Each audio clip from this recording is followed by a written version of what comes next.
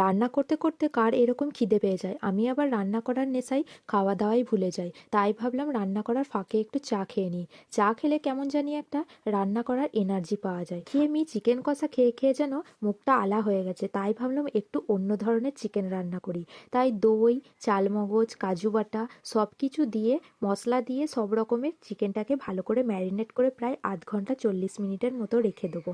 তারপর তেল গরম হতেই পুরো চিকেনগুলো একটা একটা করে ভালো করে ছেড়ে দেবো। তেলটা ভালো করে গরম হলেই এই চিকেনগুলো একটা করে দেবে। দেখছো কেমন টকবক করে ফুটছে? এরকম চিকেন রান্না করলে একটু তেলটা বেশি করেই দেবে, যাতে চিকেনের ওপর তেলগুলো ভাসে। তারপর মাংসটাকে ভালো করে কষানো হয়ে গেলেই ওপর থেকে বিরিয়ানির মশলা ছিটিয়ে দেবো। আর রেডি হয়ে যাবে আমাদের চিকেন চাপ। এইরকম চিকেন চাপ খেতে কার কার ভালো লাগে? এইরকম চিকেন চাপ তুমি বিরিয়ানির সাথেও আর সাদা ভাতের সাথেও সবার সাথেই খেতে পারবে। মাঝে মাঝে একঘেয়েমি চিকেন কষা খেয়ে খেয়ে আলা হয়ে গেলে আমি প্রায় প্রায় এই চিকেন চাপটা বানাই। আর এই রকম চিকেন